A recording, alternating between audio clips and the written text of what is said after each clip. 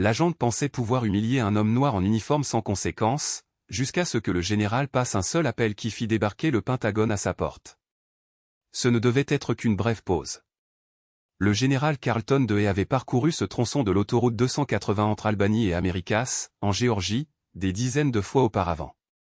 Ce n'était pas nouveau pour lui, les virages, les longues étendues de rien d'autre que des arbres, la station-service occasionnelle d'une petite ville avec une seule pompe poussiéreuse. Il connaissait le paysage. Mais aujourd'hui, son GPS avait déraillé après une récente mise à jour.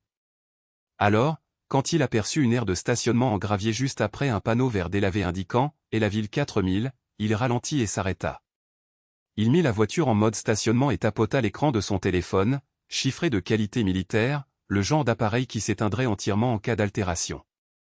Il portait un simple polo et un pantalon de ville, aucun grade visible. Sa veste, avec ses insignes cousus proprement au-dessus de la poche de poitrine, était pliée sur le siège arrière. Il ne pensait pas en avoir besoin. 2 minutes, c'était tout ce dont il avait besoin. Mais le bruit de gravier crissant derrière lui fit lever la tête. Rétroviseur, voiture de police, gyrophare déjà en marche, bien qu'il n'y ait pas eu de sirène.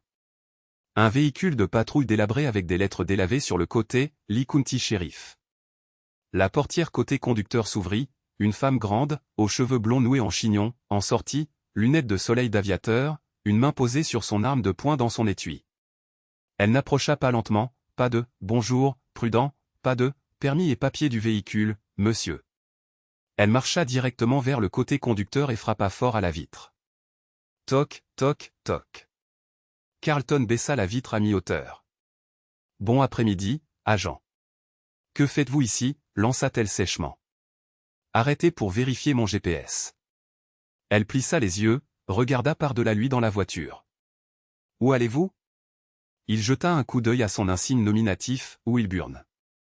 Sa voix était perçante, son ton n'était pas de la curiosité, c'était du contrôle. « Je corrige juste mon itinéraire, dit-il calmement. Wilburn recula légèrement et détacha son étui. « Je vais avoir besoin que vous sortiez du véhicule. »« Pour vérifier mon GPS ?»« Vous êtes sur une propriété privée. C'est une zone connue pour les décharges illégales. Vous correspondez au profil. » Le profil ? Elle ne répondit pas, se contenta de reculer davantage et posa sa main fermement sur la crosse. Carleton expira par le nez et ouvrit lentement la portière. Il était habitué à être dévisagé en Irak, en Bosnie, même dans les salles de conférence de Washington DC, par des personnes qui n'avaient jamais porté l'uniforme. Mais ceci, ce n'était pas le protocole, ce n'était pas approprié. « Je vais sortir, dit-il d'une voix égale, mais je tiens à être clair, je n'ai rien fait de mal. Vous êtes peu coopératif. » Son front se plissa. « J'ai obéi à chaque mot que vous avez prononcé. » Wilburn le conduisit à l'arrière de sa voiture. Pas de renfort, pas de caméra corporelle qu'il pût voir. Sa radio grésilla, mais elle ne répondit pas. Elle lui ordonna de placer ses mains sur le coffre. Il hésita. « Madame, je suis un officier fédéral, dit-il. Mon identité est dans mon véhicule. Permettez-moi de la récupérer, s'il vous plaît. » J'ai dit les mains sur le coffre. Elle lui attrapa le bras et le tourna avec force. Sa paume claqua contre le métal chaud. Elle lui écarta les jambes. Il ne résista pas. Il n'éleva pas la voix, mais il dit alors quelque chose, doucement, « Vous faites une erreur. » Mais elle n'écouta pas. De la route, un pick-up ralentit. Une femme sur le siège passager baissa sa vitre juste assez pour brandir son téléphone. Un adolescent à l'arrière filmait déjà. Personne n'intervint, mais il regardait parce qu'il y avait quelque chose qui n'allait pas, quelque chose dans le silence.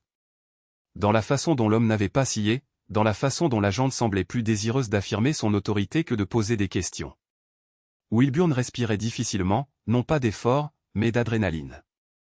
Elle ne savait pas encore à qui elle avait affaire, mais quelque chose était sur le point de changer, et cela commencerait par une seule requête. « Je ne me répéterai pas », aboya l'agente Wilburn, une main toujours près de son arme. « Vous êtes interpellé. » Carleton ne bougea pas. Il garda les mains sur le coffre, calme et posé. « Alors, je vous demande respectueusement d'appeler votre supérieur ou de me permettre de récupérer mes papiers d'identité dans le véhicule. » « Vous ne faites pas de requête en ce moment, claqua-t-elle. Vous attendez. » Du coin de l'œil, Carlton vit l'adolescent de tout à l'heure, maintenant debout à côté du pick-up, son téléphone. One filmant toujours. Le père du jeune homme se tenait à ses côtés, les bras croisés, observant sans rien dire. Une tension silencieuse flottait dans l'air, lourde comme l'humidité qui s'échappait des arbres. « Je ne résiste pas », répéta Carlton, plus lentement cette fois, « mais j'ai besoin de m'identifier.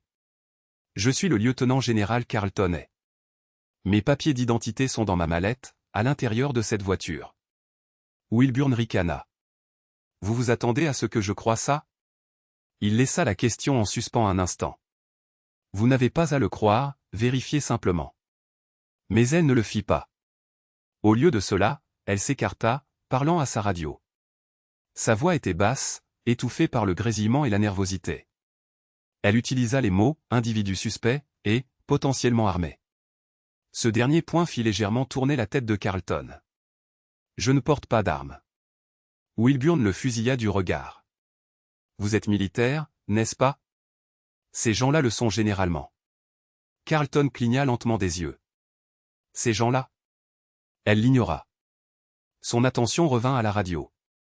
Elle demandait à la centrale d'envoyer des renforts sur la route départementale 19, situation potentiellement en développement. Carlton n'intervint pas. Ses années d'entraînement lui avaient appris que le moyen le plus rapide de désamorcer l'arrogance était de la laisser s'effondrer sous son propre poids. Il regarda au-delà d'elle, vers le pick-up. L'homme au volant avait maintenant les bras posés sur le cadre de la fenêtre. Son expression était passée d'une inquiétude passive à quelque chose de plus difficile à déchiffrer. Les badauds n'étaient plus seulement curieux, ils étaient mal à l'aise. « Vous êtes en train d'aggraver une situation qui n'a pas lieu d'être, » dit Carlton doucement. « Vous ne me dites pas comment faire mon travail. Je vous demande de le faire selon les règles. » Elle s'approcha. « Me menacez-vous » Ses yeux se plissèrent légèrement. « Non, ma chère. Je vous conseille. » Les lèvres de Wilburn se retroussèrent pendant une demi-seconde, comme si elle trouvait cela amusant. Puis elle saisit son portefeuille, toujours dans sa poche arrière, et l'en arracha. Elle le feuilleta rapidement, jetant un coup d'œil à chaque carte sans vraiment les lire. Puis elle se figea, glissée derrière une carte d'identité de service se trouvait une carte d'habilitation de sécurité de niveau 4 délivrée par le Pentagone. Elle ne dit rien pendant un instant, mais Carlton vit sa mâchoire se crisper. « Où avez-vous eu ça » marmonna-t-elle. « Je l'ai gagné en plus de 30 ans de service. » Elle referma le portefeuille et recula, mais pas assez pour que ce soit évident, pas assez pour admettre son erreur. « Vous auriez pu le dire tout de suite. » « Je l'ai fait. » Son visage devint écarlate, mais pas à cause du soleil. « Vous ne pouvez toujours pas vous garer ici, » dit-elle, cherchant n'importe quelle raison pour maintenir sa position. « Je n'étais pas garé, j'étais arrêté pour ajuster mon itinéraire. » Elle se détourna comme si elle se souvenait soudain de sa voiture de patrouille.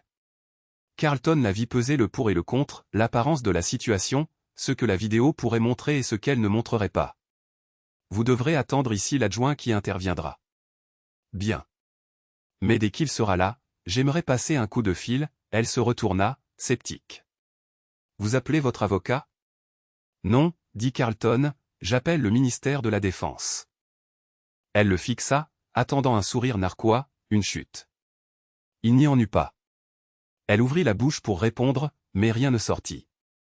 Au loin, une faible sirène commença à retentir, une autre unité répondait enfin, mais elle était encore à au moins 10 minutes, et en ces 10 minutes, tout allait changer, car ce ne serait pas une histoire discrète balayée sous le tapis.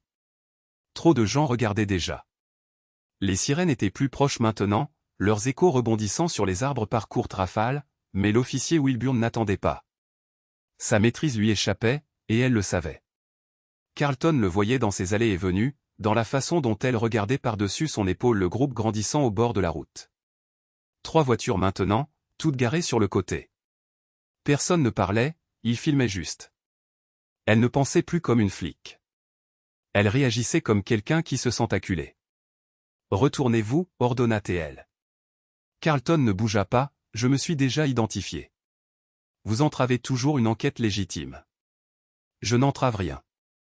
Je me tiens ici, désarmé et coopératif. Elle tendit la main, lui saisit le poignet et le tordit. Vous résistez. Il serra la mâchoire, mais ne lutta pas, ce n'est pas nécessaire. Mais cela n'avait pas d'importance. Elle lui tira le bras derrière le dos et lui passa les menottes fermement. Le métal s'enfonça dans son poignet. Des halètements résonnèrent du bais. Hors de la route. L'adolescent s'était rapproché. Il murmura quelque chose à son père qui ne répondit pas, mais leva son propre téléphone pour filmer aussi. « Tout est enregistré », dit Carlton, sa voix basse. Pas une menace, juste la vérité. « Vous pensez que ça compte » siffla Wilburn. « Ça compte toujours, tôt ou tard. » Elle le poussa en avant, le forçant vers son véhicule de patrouille. Le gravier sous leurs pieds se déplaça. Carlton ne trébucha pas, il ne résista pas, mais elle était brutale, et il le sentait, pas seulement dans sa prise, mais dans sa voix. Elle essayait de prouver quelque chose, peut-être à elle-même. Elle ouvrit la porte arrière et le poussa à l'intérieur sans un mot, sans lecture des droits Miranda, sans explication. « Vous allez regretter ça », dit une voix. Elle venait de l'homme avec l'adolescent. Il n'avait pas bougé, mais sa voix était ferme, avec un accent du sud, peut-être la quarantaine. « Occupez-vous de vos affaires, monsieur », claqua Wilburn. « Je m'en occupe, dit l'homme. C'est astérisque maintenant astérisque mon affaire. » Wilburn claqua la porte de la voiture de police et se précipita vers l'avant de son véhicule. Elle se pencha à l'intérieur, tâtonnant avec la radio, mais sa voix était tremblante maintenant. Carlton était assis à l'arrière, les mains menottées derrière le dos, respirant par le nez. Il se concentra sur chaque seconde. 1, 2, 3. Lent et régulier. Il ne savait pas qui Wilburn essayait d'impressionner le central, les caméras, elle-même mais elle perdait le contrôle. Il l'entendait dans la panique qui se mêlait à ses mots alors qu'elle le décrivait aux unités en approche. Elle n'avait toujours pas vérifié les identifiants en entier, n'avait pas vérifié le numéro de contact du Pentagone, n'avait même pas remarqué le petit sceau brodé sur le col de la veste sur le siège arrière, ce qui lui aurait tout dit. Mais quelqu'un d'autre l'avait fait. L'adolescent marcha jusqu'au bord de la route et fit un zoom avec son téléphone. « C'est écrit US Army sur la veste », murmura-t-il. « Tu as ça » demanda son père. « Oui, l'insigne, les étoiles, tout. » Une deuxième sirène rejoignit la première. Carlton regarda par la fenêtre. Deux autres voitures de police se garèrent derrière celle de Wilburn, l'une du bureau du shérif du comté, l'autre de la patrouille d'État. En sortit. L'adjoint Lamar Boyd, un homme grand à la barbe poivre et sel et de forte corpulence, ne dégaina pas son arme, il ne se précipita pas. Il marcha vers Wilburn qui vint à sa rencontre à mi-chemin, les bras fermement croisés. Carlton ne pouvait pas entendre leur échange, mais les mains de Wilburn gesticulaient.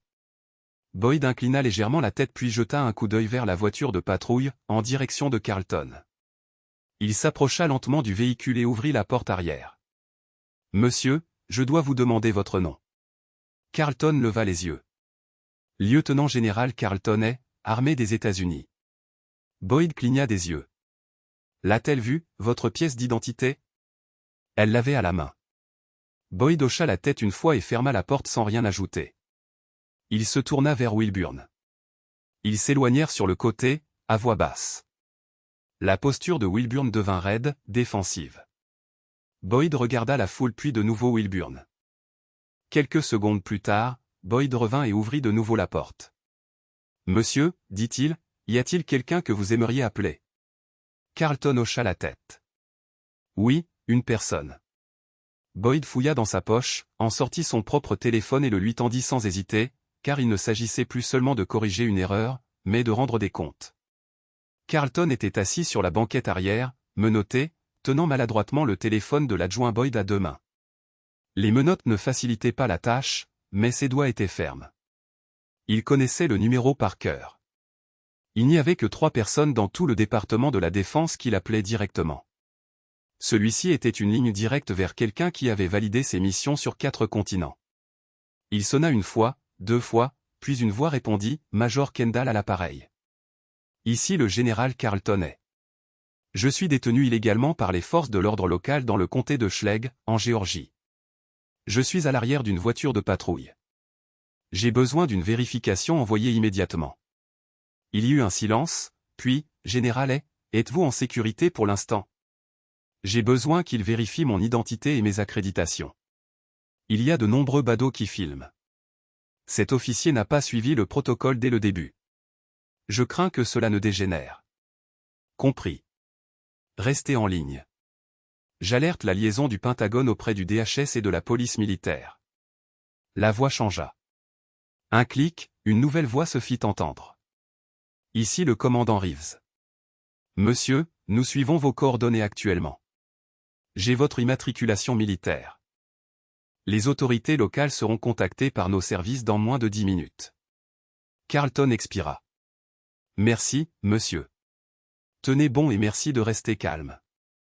Carlton ne répondit pas. Il mit fin à l'appel et rendit le téléphone à l'adjoint Boyd par la porte ouverte. Boyd le prit, jeta un coup d'œil à Wilburn, toujours en attente près de son propre véhicule, et s'éloigna pour passer son propre appel. Carlton en entendit des bribes. « Oui, monsieur. » C'est ce qu'il a dit. Confirmé. Compris. Je reste en attente. Carlton se pencha en arrière, observant par la fenêtre. Wilburn ne s'était pas rapproché. Son expression était rigide, mais ses yeux papillonnaient constamment entre les écrans de téléphone braqués sur elle et l'homme assis tranquillement sur la banquette arrière. 5 minutes passèrent, puis le bruit de nouveaux pneus sur le gravier se fit entendre. Mais ce n'étaient pas des voitures de patrouille. 3 SUV noirs, sans marquage, mais indubitablement fédéraux, vitres teintées plus sombres que la loi ne l'autorisait, le genre de voitures qui se déplacent comme si elles avaient la priorité partout. L'un s'arrêta juste devant la ligne de police, le second se gara directement derrière le véhicule de patrouille de Wilburn. Les portes s'ouvrirent en parfaite séquence. 2 hommes en costume sombre, oreillettes à peine visibles, un autre en uniforme de cérémonie complet de l'armée, sortirent du véhicule de tête. C'était le colonel Errol Gaines, un nom connu. Bien connu dans les cercles militaires et que Wilburn n'avait probablement jamais entendu. Il passa droit devant Boyd, droit devant Wilburn, et ouvrit lui-même la portière arrière. « Monsieur, dit Gaines, sa voix calme mais tendue, ça va. » Carlton hocha la tête. « Ça va, juste l'orgueil froissé. Nous prenons le relais. » Gaines se tourna vers Boyd. « Qui est responsable ici ?» Boyd leva une main, mais son visage montrait qu'il n'était pas content de tout cela. « Je suis là depuis 10 minutes. » C'est cet officier, il fit un signe vers Wilburn, qui a initié l'arrêt. Gaines s'approcha de Wilburn, qui se raidit enfin et tenta de se reprendre. « Savez-vous qui est cet homme » lui demanda-t-il sans détour. Elle redressa les épaules. « Il n'a pas fourni de pièce d'identité en bonne et due forme tant que vous ne l'avez pas menotté. J'agissais sur la base de soupçons. Il a refusé de coopérer. Il vous a donné son nom, son titre. Vous avez tenu sa carte d'identité fédérale. C'est un général 3 étoiles que vous avez enfermé dans une voiture. » Wilburn tenta de parler à nouveau, mais sa voix se brisa. Le poids de la situation s'enfonçait en elle. « Je vous suggère de ne pas dire un mot de plus, » ajouta Gaines. « Ceci sera signalé à votre département, à votre shérif et au procureur général de l'État. » La bouche de Wilburn s'ouvrit, se referma, sans aucun son. L'adjoint Boyd s'écarta discrètement et parla dans sa radio, demandant à la répartition de faire venir le shérif du comté. Il ne prit pas la peine de la regarder. Carlton sortit seul de la voiture de patrouille. Ses poignets étaient rouges, la peau légèrement déchirée par la pression des menottes. Il ne se plaignit pas, ne les frotta même pas. Quelques passants s'étaient rapprochés, silencieux, incertains de ce qui allait se passer ensuite. « Monsieur le colonel, dit Gaines, voudriez-vous porter plainte ?» Carlton regarda Wilburn, puis la foule grandissante derrière elle. Des téléphones filmaient toujours. Sa voix était ferme. « Pas encore. Je veux qu'elle soit tenue responsable par les voies appropriées. Que le public le voie, car certaines leçons n'ont pas besoin de cris, elles ont juste besoin d'être vues. » La foule s'était épaissie. La nouvelle s'était répandue rapidement, d'abord par des chuchotements entre les voitures qui passaient, puis via les réseaux sociaux. Les vidéos, brutes et non éditées, circulaient déjà avant que le soleil ne commence à descendre à l'horizon. L'agent Wilburn se tenait près de sa voiture de patrouille, les bras croisés si fort que ses phalanges étaient devenues blanches. Elle ne parlait pas, ne regardait personne, mais on pouvait sentir le changement. Ce qui avait commencé comme sa démonstration de pouvoir était maintenant un effondrement silencieux. L'insigne sur sa poitrine ne portait plus d'autorité à ce moment-là, ce n'était qu'un morceau de métal sous des regards jugeurs. Le shérif du comté de Schlegel, Roger Nix, arriva 10 minutes plus tard. Son pick-up s'avança lentement, laissant une traînée de poussière derrière lui, les phares éteints. Un homme plus âgé, la soixantaine bien passée, grand et large d'épaules, avec une légère boiterie visible. Il ne sortit pas immédiatement de son véhicule, se contentant d'observer la scène, les SUV fédéraux, la jante silencieuse, le général se tenant droit devant la berline noire. Quand il sortit enfin, le silence fut immédiat, même les oiseaux semblèrent faire une pause. Un veut bien me dire ce qui se passe ici? Demanda-t-il, sans crier, mais avec le ton d'un homme habitué à être le plus bruyant dans n'importe quelle pièce sans élever la voix. Le colonel Gaines s'avança. Shérif Nix, je suis le colonel Errol Gaines, du département de l'armée. L'un de vos agents a illégalement détenu un général. Le shérif Nix regarda Gaines, puis Carlton, puis Wilburn. Tracy, c'est vrai? Elle ouvrit la bouche, hésita. Il a refusé de coopérer. Son véhicule était suspect. J'ai suivi la procédure du département. Vous avez vérifié ses plaques? Non, vous. Vérifie la carte d'identité qu'il t'a donnée. Je ne pensais pas que c'était vrai. Nick se tourna lentement, tu ne pensais pas que c'était vrai, Tracy? Cet homme pourrait te faire renvoyer d'un seul coup de fil, et il ne l'a pas fait. Rien que ça devrait te dire quelque chose. Le visage de Wilburn rougit à nouveau, mais elle ne dit rien. Le shérif Nick s'approcha de Carlton en tendant la main. Général, mes excuses pour ce qui s'est passé sur ma route. Je n'ai pas de mots assez forts. Carlton lui serra la main fermement, sans rancune, juste de l'épuisement. Apprécié, shérif, répondit-il, mais ce qui se passe ensuite ne me concerne pas. Cela concerne ce qu'elle a fait quand elle pensait que personne d'important ne regardait. Le shérif jeta un coup d'œil par-dessus son épaule vers la foule. Eh bien, beaucoup de gens ont vu, et j'ai le sentiment que bien d'autres verront. Le colonel Gaines hocha la tête en signe d'accord. Nous allons déposer une plainte officielle par les canaux du ministère de la Justice. Sa conduite n'était pas seulement imprudente, elle était illégale. Wilburn fit un demi-pas en avant, comme si elle voulait dire quelque chose pour sa défense, mais elle vit le téléphone portable toujours pointé vers elle, et elle ne dit pas un seul mot. Le shérif Nick se tourna vers Tracy.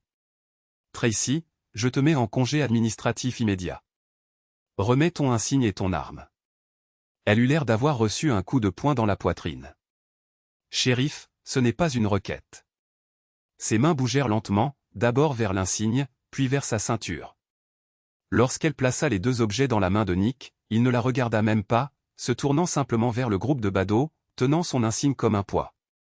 Nous laisserons les enquêteurs terminer cela, mais que les choses soient claires, dit-il assez fort pour que tout le monde entende. Ce n'est pas comme ça que nous traitons les gens dans mon comté. Je me fiche de qui vous êtes, personne ne mérite ce que j'ai vu dans ces vidéos. L'adolescent de tout à l'heure s'avança, tenant son téléphone. Monsieur, voulez-vous que je vous envoie une copie? Nick lui adressa un léger sourire. Mets fin à ça, mon garçon, et merci d'avoir filmé. Le gamin hocha la tête, fier mais silencieux. Carlton se tourna vers sa voiture. La veste se trouvait toujours sur le siège arrière. Il ouvrit la portière, l'enfila et ajusta le col. Les étoiles sur ses épaules scintillaient légèrement dans la lumière déclinante. Wilburn tourna le dos et marcha vers sa voiture de patrouille, mais elle ne conduisait pas. L'adjoint Boyd la suivit et lui prit les clés de la main. Elle n'irait nulle part sans avoir d'abord répondu aux questions, car ce n'était plus un simple contrôle routier, c'était devenu une déclaration. Dès le lendemain matin, les images avaient déjà atteint les nouvelles nationales. Ce qui avait commencé comme un clip de 30 secondes téléchargé par un adolescent nommé Miles Riordan s'est transformé en une vidéo assemblée de 2 minutes, visionnée plus de 2 millions de fois en moins de 12 heures. Les hashtags n'étaient pas subtils, hashtag généralet, hashtag comté de Schlegg, hashtag profilage en caméra. Des fourgonnettes de presse bordaient l'accotement de l'autoroute 280 à midi, leurs satellites pointés vers le ciel comme s'il s'agissait d'une scène de crime, sauf qu'aucun crime n'avait eu lieu, du moins pas de la part de l'homme qui avait été menotté. Le général avait quitté discrètement les lieux la nuit précédente, choisissant de ne pas parler publiquement. Pas de conférence de presse, pas d'interview en colère, juste un court appel privé à sa femme, suivi d'un long trajet silencieux jusqu'à Fort Benning. Il n'a jamais élevé la voix, n'a jamais appelé à des manifestations, et cela, à sa manière, a rendu l'histoire encore plus retentissante. Le bureau du shérif a publié un communiqué, clair, stérile, vidé de sens. Nous sommes au courant de l'incident impliquant l'officier Tracy Wilborn et un automobiliste non identifié. L'affaire fait l'objet d'une enquête interne. Ils ont omis le fait que l'automobiliste non identifié. Le conducteur avait plus d'expérience de commandement que l'ensemble de son département réuni, mais dès le deuxième jour, les gens le savaient, des manifestations ont commencé à se former devant le bureau du shérif pas de milliers, mais assez pour faire trembler les fenêtres, assez pour faire la une de toutes les stations locales de Géorgie. Des vétérans se tenaient devant, brandissant des photos, et en uniforme, et sur le terrain, et à la Maison-Blanche recevant une médaille des mains du président. Le poids de cette affaire a commencé à peser sur chaque nom lié au comté. Les journalistes ont découvert les plaintes antérieures de Wilburn, 3 griefs officiels au cours des 2 dernières années, tous classés sans bruit, 2 impliquant des conducteurs noirs, un impliquant une mère célibataire qui a déclaré que Wilburn l'avait suivi jusqu'à chez elle et lui avait infligé une amende pour mauvaise attitude. Tout cela est revenu en force. Wilburn est restée silencieuse. Son avocat a émis un démenti générique, ma cliente a agi conformément à sa formation et n'a violé aucune procédure établie. Mais aucune formation ne justifiait ce que le public avait vu, aucune procédure n'expliquait de menotter un homme sans motif après qu'il ait présenté une pièce d'identité fédérale. Pendant ce temps, le général a fait profil bas. Il n'a pas cherché d'interview, n'a pas publié de déclaration. Son seul commentaire public a eu lieu lors d'un petit forum de vétérans à Columbus, en Géorgie, 3 jours plus tard. Cela n'était même pas censé être couvert par les médias, mais quelqu'un de la foule l'a enregistré. Il se tenait à un pupitre en bois dans une salle d'église, portant son uniforme, les mains jointes devant lui. J'ai fait face à l'hostilité en terre étrangère, j'ai travaillé sous des administrations qui ne voulaient pas de moi dans la pièce, mais je ne me suis jamais senti plus petit que je ne l'ai été sur le bord de cette route de Géorgie, a-t-il dit. Puis il a marqué une pause, mais je ne porterai pas de colère. Ce n'est pas ce dont ce pays a besoin. Ce dont nous avons besoin, c'est de responsabilité et, plus important encore, d'honnêteté. Nous ne pouvons pas réparer ce que nous prétendons ne pas exister. La salle s'est levée en silence, non pas pour applaudir, mais pour un simple signe de reconnaissance silencieux. 2 jours plus tard, le shérif Roger Nix a annoncé que l'enquête interne était terminée. Tracy Wilborn avait été licencié. Le comté a cité un usage excessif de la force, le non-respect du protocole et l'abus d'autorité. Mais à huis clos, Nix a dit quelque chose de différent à son personnel. Il a dit, elle s'est fait prendre à faire quelque chose que nous savions tous qu'elle faisait. C'est la partie qui devrait nous faire honte. Son licenciement n'a pas fait taire le bruit, mais cela a changé quelque chose. Les écoles ont commencé à organiser des discussions sur le respect et le pouvoir. Les journaux locaux ont publié des éditoriaux non seulement sur le racisme, mais aussi sur l'obéissance aveugle. Et la famille Reardon, ceux qui avaient tout filmé, a été invitée à Washington pour être reconnue pour son courage civique. Quant à Carlton Hay, il est retourné à Fort Benning et a repris ses fonctions. Mais la prochaine fois qu'il s'est adressé à de nouveaux cadets, il leur a dit une chose, vous portez cet uniforme avec honneur, mais certaines personnes continueront de voir ce qu'elles veulent. Ne laissez jamais cela vous empêcher de tenir bon, car parfois la justice n'est pas bruyante. Elle est constante et elle n'oublie jamais. 3 semaines plus tard, la poussière était retombée, mais l'histoire ne s'était pas estompée. On en parlait dans les salles de classe universitaires, les salons de coiffure des petites villes, les sermons du dimanche. Les gens ne parlaient pas seulement de ce qui s'était passé, ils se demandaient pourquoi cela continuait d'arriver, pourquoi un homme pouvait servir son pays pendant plus de 30 ans, commander des milliers de soldats, les mener au combat et être toujours confondu avec une menace à cause de ce que quelqu'un pensait. Avoir vu. Le général ne s'est jamais posé en victime. Ce n'était pas dans sa nature, mais il ne prétendait pas non plus que cela n'était pas arrivé. Il croyait en la transparence, une dignité tranquille, et guidé par sa présence, non par le volume. Il a refusé plusieurs interviews télévisées mais a accepté une invitation à parler lors d'une conférence sur le leadership à Tallahassee. L'auditorium n'était pas rempli de généraux ou de journalistes, il était rempli d'enseignants, de premiers intervenants et de lycéens ou des gens ordinaires. Il s'est avancé vers le microphone, vêtu d'un simple costume sombre, sans médaille ni étoile. « Je veux parler de la retenue », commença-t-il. Pas du silence, pas de la passivité, mais de la vraie retenue, celle qui exige de la force. Parce que lorsque vous êtes lésé, lorsque vous êtes humilié, tout en vous veut riposter. Mais le pouvoir ne se mesure pas à la force avec laquelle vous frappez, il se mesure à la quantité de fois où vous choisissez de ne pas le faire. Une peau. Vous ne pouvez pas contrôler la façon dont les gens vous voient, mais vous pouvez contrôler la façon dont vous réagissez lorsqu'ils se trompent. Et ce choix, c'est là que réside le vrai pouvoir. Quelqu'un au premier rang, une jeune ambulancière, leva la main. Comment avez-vous réussi à rester si calme ce jour-là? Il sourit légèrement. Parce que ma vie ne se trouvait pas dans ce moment-là. Elle se trouvait dans tout ce qui l'avait précédé. Cette femme ne connaissait pas mon histoire, mais moi, oui. Plus tard, quelqu'un lui demanda s'il était en colère. Oui, répondit-il, mais je ne la porte pas, je l'utilise. La colère, quand on la porte, vous alourdit, mais quand vous l'utilisez correctement, elle vous rend plus vif, elle vous fait parler quand il le faut. De retour dans le comté de Schlegg, les choses avaient changé. Une nouvelle exigence de formation fut mise en œuvre pour chaque officier, axée non seulement sur la politique, mais aussi sur la perception. Les adjoints devaient suivre une formation sur les biais implicites, non pas comme une punition, mais comme une correction. Le shérif Nix, malgré ses défauts, prit la décision de faire appel à des consultants indépendants ou des personnes qui n'avaient jamais porté d'insigne, mais avaient vécu le profilage. Des panels communautaires furent formés, des conversations commencèrent.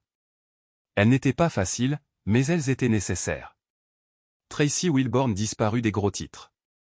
Elle déménagea à 2 comtés de la Haye, selon une source, elle trouva un emploi dans la sécurité privée. Pas d'insigne, pas d'armes, juste un uniforme avec son nom brodé sur la poitrine.